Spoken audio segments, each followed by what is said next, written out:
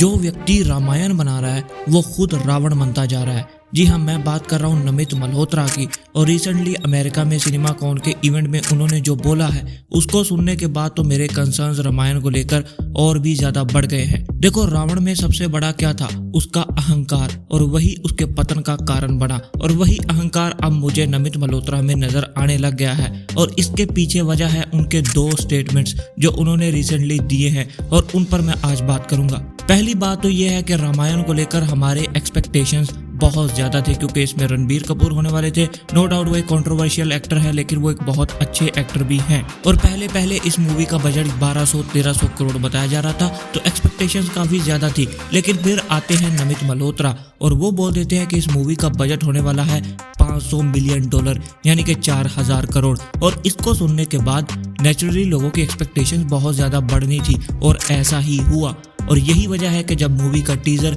Specially जब रामा का glimpse आया, तो उसमें एवरेज वीएफएक्स देखकर लोगों को बहुत ही ज्यादा निराशा हुई। लेकिन फिर भी इस मूवी को उतना ज्यादा क्रिटिसिज्म नहीं मिला जितना कि इसको मिलना चाहिए था। बहुत बड़े बड़े यूट्यूबर्स इस मूवी को लीनियंटली ले रहे हैं, वो इसको काफी ज्यादा ढील दे रहे हैं, जबकि आदि पुरुष में ढील देने की वजह से क्या हुआ हम सब ने देखा।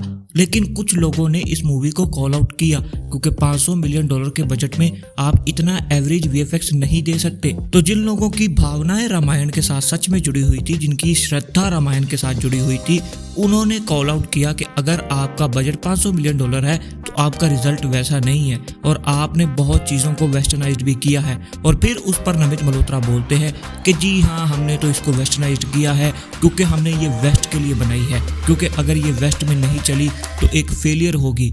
ये है उनकी पहली स्टेटमेंट कि वो रामायण को फेलियर बता रहे हैं अगर वेस्ट की ऑडियंस को वो इम्प्रेस नहीं कर पाई। अरे भाई, जब आप रामायण को उसके असली कोर में बना ही नहीं रहे हो तो वेस्ट की ऑडियंस उसको कैसे लाइक करेगी? मैंने अपनी पिछली वीडियो में भी बताया था कि आपने राक्षसों को ऑक्स की तरह दिखाया है, और हॉलीवुड ने इससे बेहतर ऑक्स पहले से ही देख रखे हैं, तो कैसे हॉलीवुड की जनता इम्प्रेस हो जाएगी?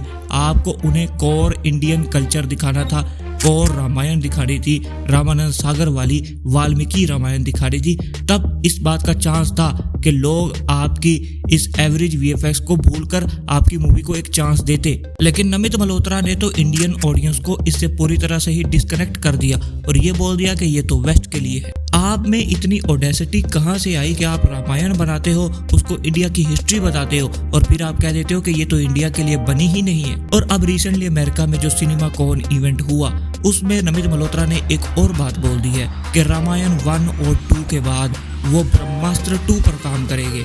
अब ये स्टेटमेंट अपने आप में ही बहुत ज्यादा चौंका देने वाली है, क्योंकि ब्रह्मास्त्र 1 का क्या हुआ हम सब जानते हैं। नो डाउट कि उसका वीएफएक्स भी डी-रेंग ने किया था, लेकिन वहां पर बहुत ही अच्छा वीएफएक्स हुआ था। और वो मैंने पहले भी बताया कि उसके पीछे डायरेक्टर का हाथ होता है, उसकी मेहनत होती है, जिसके पास एक्सपीरियंस होता है वीएफएक्स का, जो कि रामायण के केस में नितेश तिवारी के पास नहीं था। और यही वजह है कि वीएफएक्स उस लेवल के नहीं बन पाए। लेकिन ब्रह्मास्त्र 2 को कंफर्म करना इस बात को कन्वे करता है कि नमित मल्होत्रा कन्विंस हो चुके हैं कि उनकी $500 मिलियन की ये दोनों मूवीज $1 बिलियन कमाएंगी, क्योंकि ब्लॉकबस्टर या सुपर हिट होने के लिए इन्हें इतना कमाना ही पड़ेगा।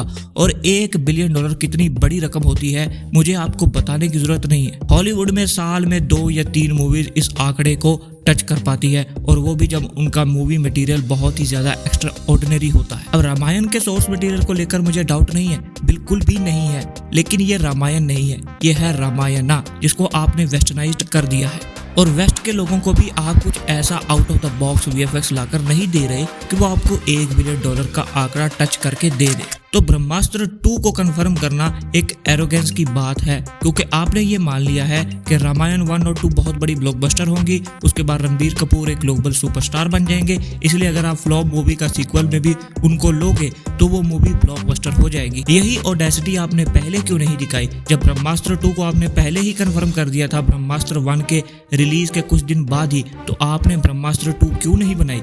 तब आपकी ये ऑडेसिटी कहाँ थी? लेकिन अब जब आप रामायण बना रहे हो और $500 मिलियन का बजट लगा दिया है, तो आप ब्रह्मास्त्र 2 को भी कंफर्म कर रहे हो, जबकि आपको रामायण से ही अच्छा रिस्पॉन्स नहीं मिल रहा। मैं इंडिया की बात कर रहा हूँ, और वेस्टर्न वर्ल्ड में क्या हो रहा है, वहां पर से ट्वीट्स आ रहे हैं, लेकिन उनमें कितनी सच्चाई है उसको कंफर्म नहीं किया जा सकता। वीएफएक्स की अगर बात करें तो ब्रह्मास्त्र 1 का वीएफएक्स टॉप नॉच था। मैं उसका पार्ट 2 देखने के लिए तैयार था अगर उसकी स्टोरी में चेंजेस किए जाते और रोमांस से हटकर वहां पर एक्शन की तरफ ओरिएंट किया जाता स्टोरी को। और अभी भी मैं ब्रह्मास्त्र 2 को चांस देने के लिए तैयार हूं, लेकिन मुझे खुशी होती कि अगर आप एक वेस्टर्नाइज्ड रामायण बनाने की जगह अब ब्रह्मास्त्र 2 पर ही पैसा लगा देते।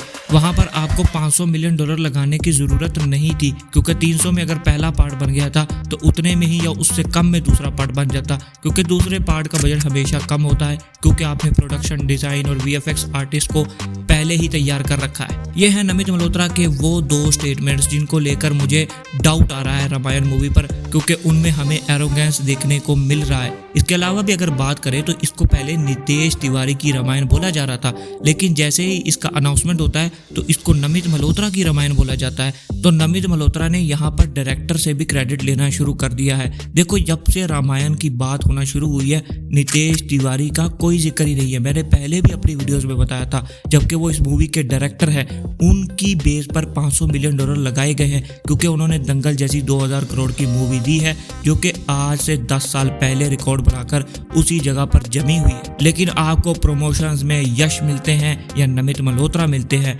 यानी कि मूवी के विलन और मूवी के प्रोड्यूसर।